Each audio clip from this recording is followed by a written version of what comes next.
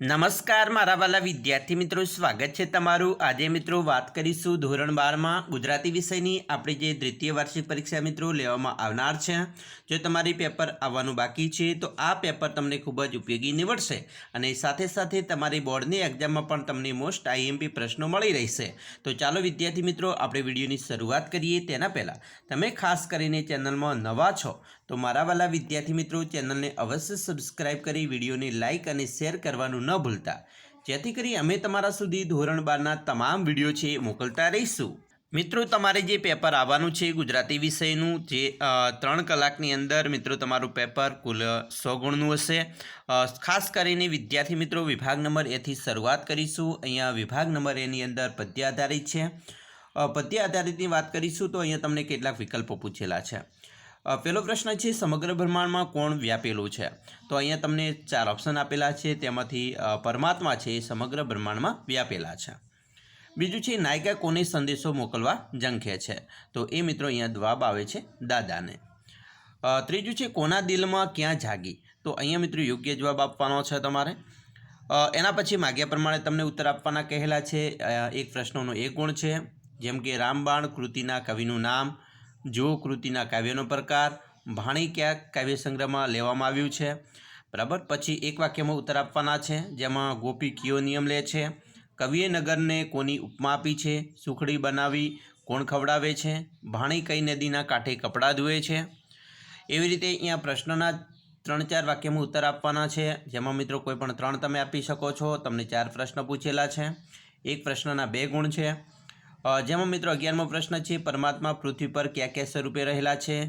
કાચના કમાન્ડ શબ્દ દ્વારા નાયિકાની સંવેદના પ્રગટી છે। શક્યતાના દ્વાર ખખડાવવા એટલે શું? છેલ્લું દર્શન એવું કવિ શા માટે કહે છે? પછી સવિસ્તર ઉત્તર આપવાના છે કોઈ પણ એક। સવિસ્તર ઉત્તરમાં મિત્રો આપણે પ્રશ્ન છે ઉર્મિલા કાવ્યના આધારે ઉર્મિલાનું ચિત્રણ કરવાનું છે। અહીંયા મિત્રો ખાસ કરીને તમારે જ્યારે મોટો પ્રશ્ન લખતા હોય છો એનો જવાબ લખતા પહેલાં આપણે ખાસ 4 પોઈન્ટ ટાંકવાના છે જવાબ લખતા પહેલાં, જેમાં સાહિત્ય મિત્રો કૃતિ આવશે કે જે આ સાહિત્ય કૃતિ કઈ છે। જેમ કે સાહિત્ય કૃતિ છે તે ઉર્મિલા છે, કાવ્યનું નામ છે, તો એ આપણે અહીંયા લખીશું ઉર્મિલા, બરાબર। પછી મિત્રો આગળ જોઈશું સાહિત્ય કૃતિ, પછી મિત્રો બીજો પોઈન્ટ સાહિત્ય મિત્રો કરતા, ત્રીજો પોઈન્ટ આવશે સાહિત્યનો પ્રકાર અને ચોથું છે અંશ અથવા ભાગ, કયા ભાગમાંથી કાવ્ય લેવામાં આવ્યું છે। 4 પોઈન્ટ ટાંકી અને પછી આપણે મિત્રો એના જવાબ લખવાનો શરૂઆત કરીશું। એવી રીતે અથવામાં બીજો પણ પ્રશ્ન પૂછેલો છે દેવોએ નળ અને દમયંતીની પ્રસન્ન થઈને કયા કયા વરદાન આપ્યા? તો યોગ્ય જવાબ લખીએ મિત્રો। વિભાગ બી ઉપર જઈશું। વિભાગ બી ગદ્ય આધારિત હોય છે, જેમાં પાઠમાંથી તમારે જે પાઠો હોય છે એમાંથી પ્રશ્નો પૂછાતા હોય છે। જેમ કે 16મો છે ઉછીનું માગનારાઓમાં કયો ગુણ હોતો નથી? પછી 17મું છે લેખિકાએ અમરનાથ યાત્રા શાના દ્વારા કરી? પછી હીરાની કયો શોખ હતો? તો યોગ્ય જવાબ મિત્રો તમારે આપવાના છે। માગ્યા મુજબ ઉત્તર આપવાના છે અહીંયા મિત્રો। આંસુ ભીનું ઉજાસ નવલકથાના લેખક? ઈશ્વર સર્વવ્યાપી પાઠ કઈ મૂળ કૃતિમાંથી લેવામાં આવ્યો છે? સમતા અને બંધુતાના પથદર્શક પાઠના સાહિત્ય પ્રકાર કયો છે? મિત્રો બધા મોસ્ટ આઈએમપી પ્રશ્નો છે, ખાસ તૈયાર કરી લેજો। એક વાક્યમાં પ્રશ્ન છે, જેમાં આંબેડકરના પિતા ભોજન પહેલાં શું કરાવતા? દેહાત દંડ એટલે શું? લેખકે ઉછીનું માગનારના લોકોને કેવા કહ્યા છે? અમરનાથ યાત્રામાં શેનો અવરોધ વિઘ્નરૂપ છે? તો યોગ્ય જવાબ લખીશું। એના પછી 3-4 વાક્યમાં ઉત્તર આપવાના છે। દેવરાજને પોતાના પિતા અને કુટુંબની પણ મેરુ પર શા માટે લઈ જવા છે? ઉદ્દાલકે શ્વેત કેતુને શો પ્રશ્ન કર્યો, તેણે શો ઉત્તર આપ્યો? માતાએ નથી ખાંજા કહ્યું, તેનો અનુરૂપ શું અર્થ સમજ્યો? હીરાએ ઝાપટ મારી મણિભાઈને કયું સત્ય સમજાયું? તો યોગ્ય મિત્રો જવાબ છે આપણે લખવાના છે અને ખાસ તૈયાર મિત્રો કરી લેજો, બરાબર, પ્રશ્નોના જવાબ।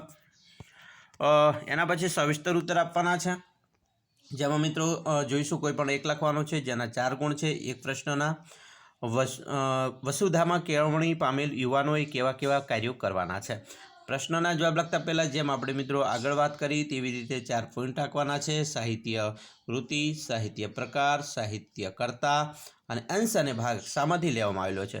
4 પોઈન્ટ ટાંકી અને પછી આપણે જવાબ છે એ લખવાની શરૂઆત કરીશું, જેથી કરી મિત્રો નિરીક્ષરને ખબર પડે કે આ વ્યક્તિમાં કંઈક છે અને એને આવડે છે અને આપણને સારા માર્ક્સ બોર્ડમાં મળી રહે। 30મું છે અનુરોધનો ગૃહત્યાગ વાર્તાનો ધ્વનિ સ્પષ્ટ કરવાનો છે। આટલું મિત્રો મોસ્ટ આઈએમપી છે, ખાસ પ્રશ્નો તૈયાર કરી લેજો। વિભાગ સી વ્યાકરણ આધારિત છે, પાઠ્યપુસ્તક આધારિત વ્યાકરણ પૂછાવાનું છે। દરેક કોઈ પણ 4 લખવાના હોય છે, જેનો મિત્રો અહીંયા ગુણ છે 0.5 એટલે કે અડધો ગુણ મળશે। તમે પૂરેપૂરા 4 લખો એટલે તમને 2 ગુણ મળી જાય।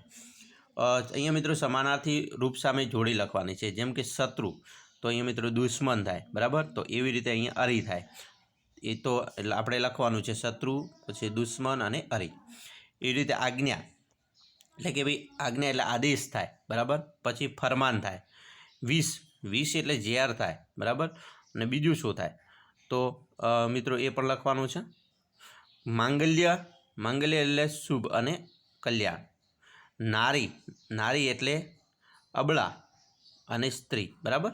એવી રીતે લખીશું, બરાબર। આગળ વાત કરીશું। અહીંયા મિત્રો રેખાંકિત શબ્દમાં વિરોધી શબ્દ લખવાનો છે, જેમ કે ગામડાના ડાહ્યા લોકો ન્યાય તોળે છે, ન્યાય, બરાબર। ન્યાયનું વિરોધી અન્યાય। મંદબુદ્ધિ તો બુદ્ધિમાન, શાંત તો અશાંત, સ્વસ્થ અસ્વસ્થ, ઝડપથી તો ધીમેથી। તો એ વિરોધી શબ્દ આપણે લખી અને વાક્ય બનાવીશું। મણિભાઈ ઝડપથી ચાલતા હતા, મણિભાઈ ધીમેથી ચાલતા હતા, એવી રીતે વાક્ય બનાવવાનું છે। શબ્દ સમૂહ માટે એક શબ્દ, શિવનું ભયાનક નૃત્ય તાંડવ, બરાબર। સંભવ હોવું તે, પછી રિસાઈને બોલવું તે, પછી શબને લઈ જવાની વાંસની બનાવટ, અને જેનો અંત નથી તેવું, જેને અનંત કહીએ છીએ। તો આવી રીતે પ્રશ્નો તૈયાર કરજો। તળપદા શબ્દ છે હયાતી, બરાબર। હયાતી એટલે કે હયાત એમ જીવિત, ઢાંઢો, બરાબર। અને વાઘા એટલે જે ભગવાનને ચડાવવામાં પહેરવામાં આવે કપડાં, એને વાઘા કહેવાય। એના પછી જોડણી સુધારવાની છે પથ્થર, તો પથ્થર મિત્રો આપણે આ રીતે લખાતું હોય છે। ઉર્મિલા ઝૂંપડી આ રીતે લખાય છે મિત્રો। આગળ જોઈશું। અહીંયા મિત્રો સૂચના પ્રમાણે લખવાના છે। તમને વાક્યમાં વિશેષણ શોધવાનું કીધું છે। તેની આંખો રાતીચોળ થઈ ગઈ, રાતીચોળ એ વિશેષણ છે, બરાબર। પછી ખાલગ્યા પિતાની આંખોમાં ચમકી ગઈ, ખાલગ્યામાં યોગ્ય વિશેષણ લખો, બરાબર। ખાલગ્યા પિતાની આંખો ચમકી ગઈ, બરાબર। પછી શિવ થકી જીવ થયો એ જ આરો, નિપાત ઓળખવાનો છે। શિવ થકી જીવ થયો એ જ એ શું છે, નિપાત છે। પછી ભોજા જેવો ભડ માણસ ખાલગ્યા ભડકી ઉઠ્યો, નિપાત પણ, બરાબર, ભડકી ઉઠ્યો। 55 છે કન્યા વળતી કરને ઘસે, સખી સામું જોઈ હસે, કૃદંત શોધવાનો છે, બરાબર। કન્યા વળતી કરને ઘસે, સખી સામું જોઈ હસે।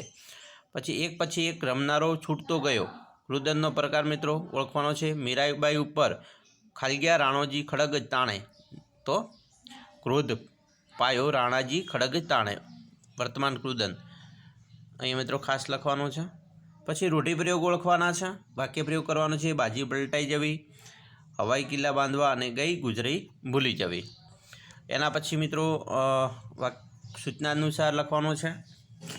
લેખન ત્રુટિ સુધારવાની છે। 12 વર્ષ સુધી ગુરુને ઘર રહ્યો, પછી વાક્યમાં ભાષા શુદ્ધ કરવાની છે। શ્યામ રંગ સમીપ ન જાઉં, શ્યામ રંગ સમીપ ન જાઉં, અહીંયા આવી રીતે આવે છે, રંગ સમીપ ન જાઉં, સુધારવાનું છે। વાક્યમાં પદક્રમ ગોઠવવાનો છે। કાશ્મીરનો વસંત ઋતુ ચૂકેલી વૈશાખ ત્યાં તો એટલી બેસી, બરાબર। પછી મારા દાદા દિલ્હીમાં જઈ કે જે, વાક્યમાં પ્રત્યય સુધારવાનો છે। ખાસ મિત્રો મોસ્ટ આઈએમપી છે, સુધારી લેજો। અહીંયા મિત્રો સંયુક્ત સંકુલ વાક્યને સાદા વાક્યમાં ફેરવાના છે। તો અહીંયા પણ કાઢી અને વાક્ય ફેરવીશું, અને એણે, આવા વાક્ય એટલે અહીંયા આવશે એટલે, બરાબર। આ વાક્ય કાઢી, બરાબર, આ શબ્દ કાઢી અને આપણે વાક્ય બનાવી લઈશું। પછી સાદા વાક્યોને સંયુક્ત સંકુલમાં ફેરવવાના છે, બરાબર। અહીંયા કે આવે છે, તે, તો, બરાબર, આવી રીતે મૂકી અને આપણે સંયુક્ત કે સંકુલમાં ફેરવીશું। વિભાગ ડી ઉપર જઈશું। અહીંયા અર્થગ્રહણનો વિભાગ છે। તમે મિત્રો અહીંયા જોશો, તમને એક કાવ્ય પૂછેલું છે અને એની નીચે કેટલા પ્રશ્નો છે। આ પ્રશ્નો છે મિત્રો ઉપરલા કાવ્યમાંથી તમારે શોધીને લખવાનો હોય છે। પછી મિત્રો તમને એક ગદ્યખંડ પણ આપેલો હશે, જેની અંદર પણ 5 પ્રશ્નો હશે। 5 પ્રશ્નો મિત્રો ઉપરલા ફકરામાંથી સમજી વિચારી અને યોગ્ય જવાબ આપવાનો હોય છે। પછી મિત્રો તમને ગદ્યખંડ પૂછાશે, ગદ્યખંડમાં ત્રીજા ભાગનો સંક્ષેપ કરવાનો છે, એટલે કે 1/3 ભાગમાં ફેરવવાનો છે. જે પણ 5 ગુણ છે, બરાબર. એનો મિત્રો શીર્ષક પણ આપવાનું છે તમારે, તો જ તમને અહીંયા 4 ગુણ 5 ગુણ મળી શકે છે. પછી ગદ્યખંડ છે એને મિત્રો કાળકથન રીતે પ્રમાણે વિચાર વિકાસના ક્રમમાં ગોઠવીને ફરીથી લખવાનું છે, બરાબર. એના પણ 5 ગુણ છે. વિભાગીમાં લેખન સજ્જતા આવે છે. લેખન સજ્જતાની અંદર જોઈએ તો નિબંધ પૂછાયેલો છે, બરાબર.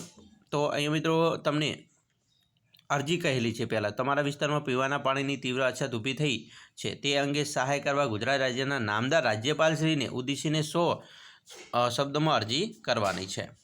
અથવામાં મિત્રો તમને બીજું પણ પૂછી શકે છે કે શબ્દ યાદીનો ઉપયોગ કરી 80 શબ્દોમાં ભાવાત્મક ગદ્ય લખવાનો છે, બરાબર. ગદ્ય લખી શકો છો. પછી એક નિબંધ પૂછાશે 10 ગુણમાં. ઓનલાઈન થઈ રહેલું વિશ્વ, દીકરી, ઘરની દીવડી, સ્વચ્છતા ત્યાં પ્રભુતા. તો આવા નિબંધ પણ મિત્રો તમને મુદ્દા આધારિત પૂછી શકે છે. તો આવી રીતે તમારું મિત્રો પેપર આવવાનું છે. આશા રાખીએ છીએ તમને આપણો વિડીયો પણ ગમ્યો હશે. વિડીયો ગમ્યો હોય તો મિત્રો લાઇક, શેર અને સબસ્ક્રાઈબ કરવાનું પણ ન ભૂલતા.